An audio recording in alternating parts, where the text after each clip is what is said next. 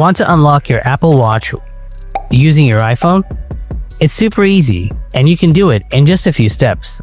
In this video, I'll show you how to unlock your Apple Watch from your iPhone quickly. So without wasting any more time, let's get started. First, grab your iPhone. Make sure your iPhone is paired with your Apple Watch. Then open up the Watch app on your iPhone. Scroll down a little bit. Tap Passcode. Now, look at your watch. Enter the passcode and unlock your watch. Now again, look at your iPhone. Here, you will find the Unlock with iPhone option. Toggle it on.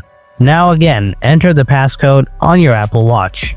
When this feature is on, unlocking your iPhone will automatically unlock Apple Watch as long as you're wearing it.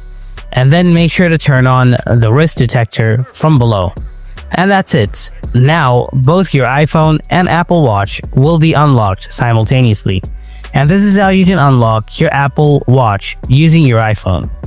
Hope you found this video helpful. If you did, then don't forget to hit that like button.